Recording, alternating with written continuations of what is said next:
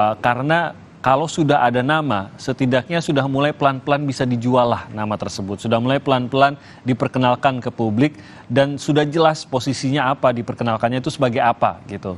Ini kan kalau tidak segera diumumkan berarti kehilangan kesempatan yang dimiliki itu, Bang Masinton. Bagaimana dari sisi PDI Perjuangan yang sampai saat ini masih belum menentukan siapa bakal calon presidennya nanti? Ya tentu masing-masing tadi yang saya katakan, masing-masing partai tentu memiliki cara dan strateginya masing-masing. Nah kemudian kami juga harus konsisten dengan aturan-aturan dalam perundang-undangan. Sementara aturan perundang-undangan kalau kami kan mengatur itu artinya tahapan-tahapan itu ya masih lama seperti itu. Artinya masih banyak ruang yang harus masih bisa dilakukan oleh partai-partai politik, apalagi umpama seperti kami PDI Perjuangan, sehingga tidak ada hal yang harus tergesa-gesa, terburu-buru untuk kami umumkan ke publik. Artinya kalau kita mau melihat ini, ya melihat siapa, ya publik. Artinya yang nama-nama selama ini ada di publik lah, seperti itu. Tinggal nanti nama-nama yang ada di publik ini, ya ada Mbak Puan, ada Mas Anies, ada Pak Prabowo, ada Mas Ganjar, ada lain-lain nama lah seperti itu ya, yang selama ini ada di publik, ada Mas Ridwan dan lain-lain. Artinya sebenarnya untuk ke publik siapa yang akan diusung apa segala macam kan, kalau kita melihat peta survei ya, kalau kita melihat peta survei, nama-nama itu kan sudah tidak asing di publik, seperti itu. Nah kemudian tahapan startnya aja belum kok. Bagi kami tahapan startnya belum, jadi belum ada yang curi star di sini. Orang startnya juga belum kan gitu kan. Kandidatnya siapa, nomornya berapa, jadi belum ada, belum di line star lah kalau ibarat motor GP gitu. Tapi secara halusnya kan tetap saja Bang Masinton, kalau wajah tersebut sering ditunjukkan kepada rakyat, ya bisa dibilang lah sudah mulai mencuri perhatian lah setidaknya, walaupun belum start seperti Anda katakan tadi, tapi sudah mulai datang dan memunculkan wajah ke publik, mendekatkan diri ke publik, ke pemilih bahkan. Iya tentu. PDI Perjuangan meskipun secara syarat presiden threshold itu bisa mengusung sendiri, namun PDI Perjuangan juga harus mengkomunikasikan ya siapa kandidat-kandidat yang akan nanti bisa kita usung baik sendiri maupun bersama-sama. Artinya tetap dengan membangun komunikasi politik sehingga kami mengambil pilihan untuk tidak terburu-buru seperti itu, sehingga nanti tokoh-tokoh ini juga yang akan diusung itu bisa diterima oleh seluruh kalangan, seperti itu, dengan tetap mengedepankan prinsip-prinsip kebangsaan itu. Nah, PDIP belum menentukan, tapi sudah ada partai yang bahkan mendeklarasikan kadernya PDIP nih, Bang Masinton. Kita tahu bahwa PSI juga sudah mengatakan berdasarkan apa yang mereka kumpulkan dari masyarakat juga, nama Ganjar Pranowo yang akan mereka ajukan sebagai bakal calon presiden. Kita tahu PSI tidak punya suara di parlemen, tapi ini tidak mau mengecilkan juga bahwa PSI akan mengupayakan ada dorongan untuk mendukung Ganjar dalam bentuk mungkin di luar parlemen begitu. Ini PDIP tanggapannya bagaimana? Pengajuannya justru dilakukan oleh partai lainnya. Iya, ya itu tadi yang namanya cara, usaha. Ya masa cara dan usaha kan tidak ada yang salah seperti itu. Bahwa nanti ya yang yang dicalonkan, yang diusung diumumkan ke publik kan juga namanya aspirasi lah ya. Kan belum tentu juga. Artinya jangankan partai yang sama sekali tidak ada dalam hitungan parliamentary threshold.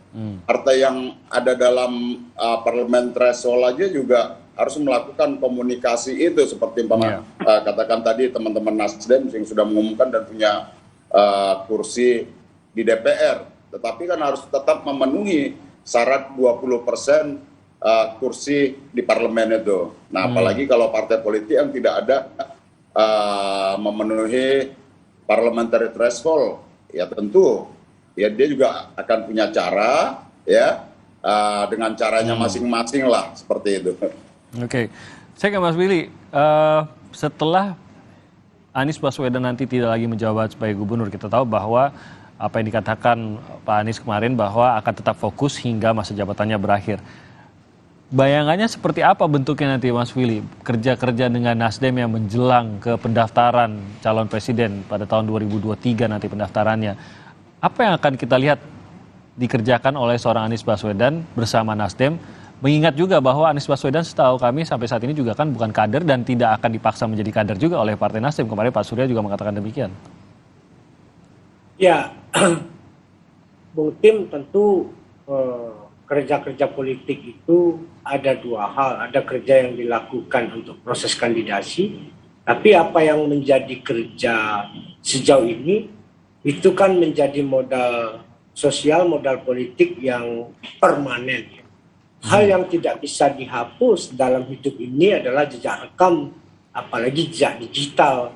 Itu kan Bung Tim. Jadi itu hal tinggal kemudian bagaimana itu diluaskan, dikembangkan sembari melakukan safari politik ya. Kita tetap melihat preferensi publik yang sejauh ini paling ampuh itu adalah tatap muka ya.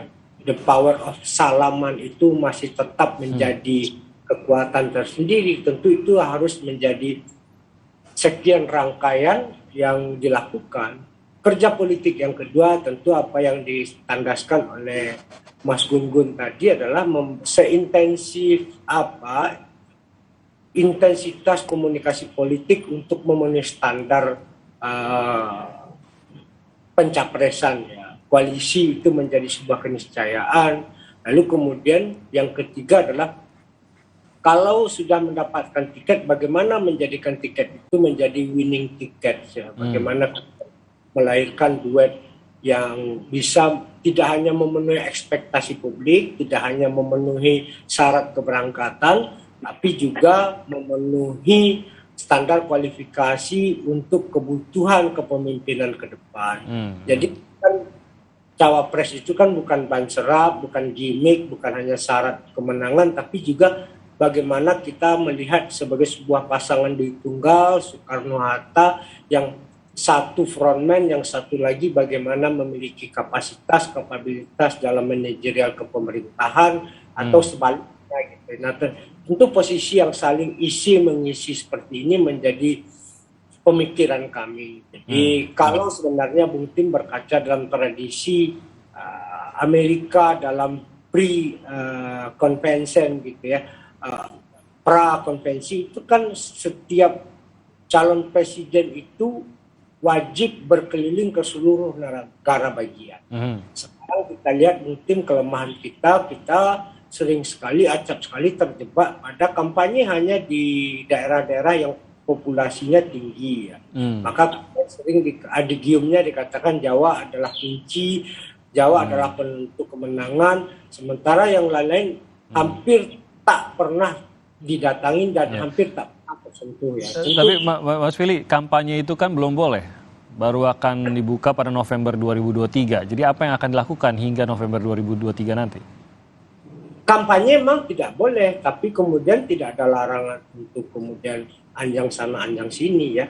Kenapa kami juga mendeklarasikan lebih awal untuk kemudian biar Anies bisa melakukan konsolidasi sebagai calon presiden ya. Jadi tentu standpoint-nya sudah berbeda, tidak hanya orang yang tanpa status ya. Jadi ini kan sudah engagement, ibarat engagement itu kan sudah ada cincin di jari manis gitu ya. Jadi tinggal bagaimana nanti nyiurnya aja tinggal dilambaikan di depan rumah.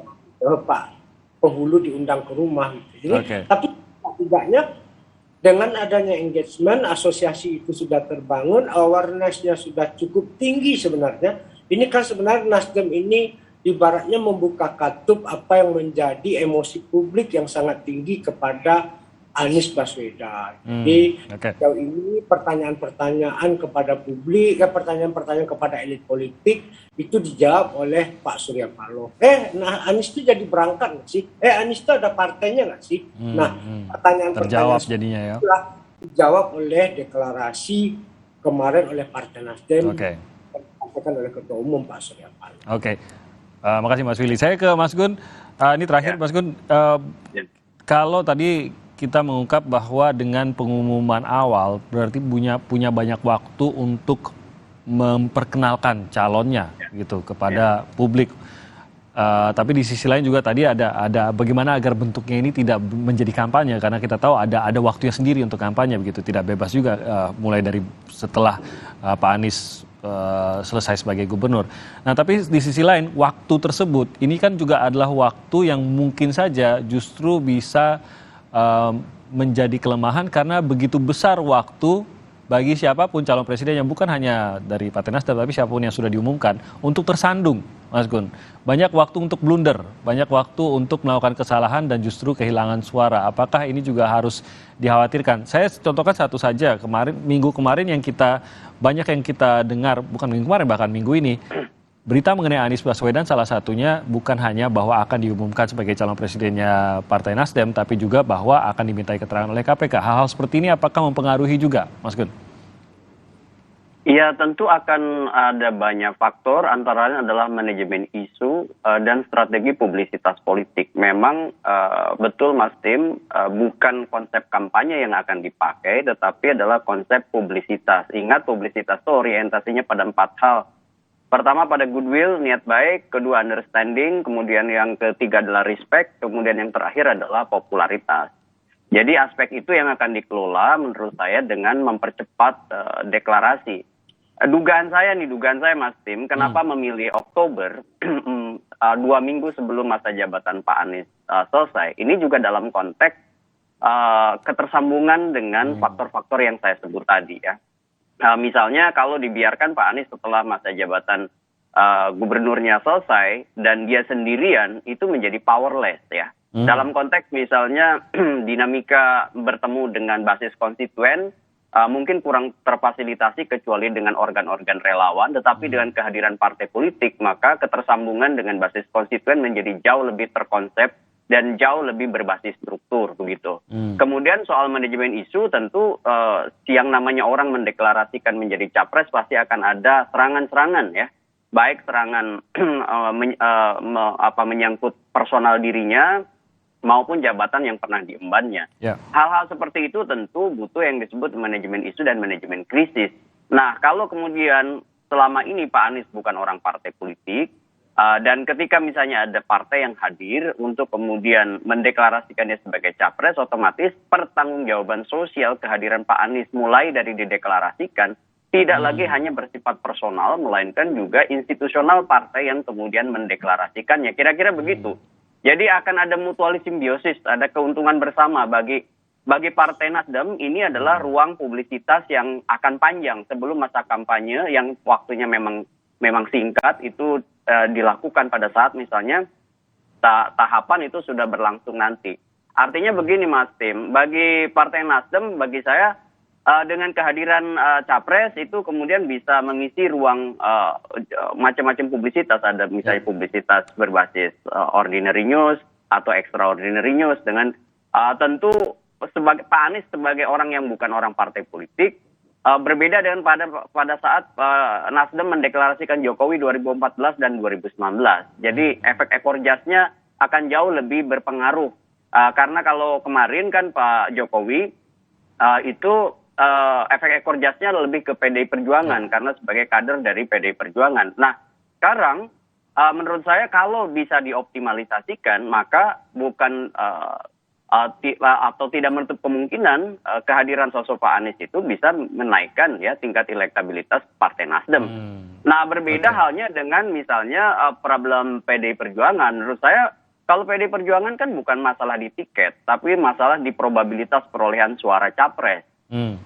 Pertimbangan internal itu tentu akan dihitung oleh Pak Masinton dan kawan-kawan. Apakah misalnya sosok yang memang sangat dekat dengan Ibu Mega gitu ya, di circle-nya Bu Mega, sebut aja misalnya Puan Maharani ya. Kemudian juga apakah misalnya nama yang sekarang ini dari sisi public acceptance tinggi seperti Ganjar Pranowo. Nah, pertimbangan ini kan tidak mudah karena menyangkut organ partai, kemudian menyangkut relawan, termasuk juga publik yang sangat dinamis. Nah, 3 faktor ini yang menurut saya akan dihitung oleh PDI Perjuangan, makanya PDI Perjuangan saya berpikir akan hak prerogatif Bu Mega disampaikan misalnya injury time begitu Mas. Dugaan Anda begitu ya. Nanti kita lihat. Tapi itu dia tampaknya PDIP sudah lihai untuk memanage hal tersebut kalaupun memang harus di injury time. Terima kasih banyak atas waktunya Bang Masinton, Mas Willy dan juga Mas Gun-Gun. Kita akan pantau terus bagaimana langkah ke depannya terutama koalisi juga yang menarik nih. Bagaimana pembangunan koalisi dari PDIP, Nasdem dan dengan partai-partai lainnya. Selamat pagi, salam sehat untuk Anda semua. Mas Masinton, Mas Gun-Gun. Mas Masinton, Mas Willy.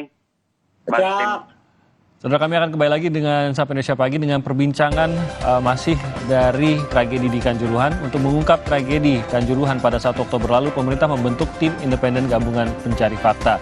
Dan masyarakat pun menanti pengusutan tragedi ini. Akan ada perbincangannya yang akan dipandu oleh Bayu Sutiono usai jeda.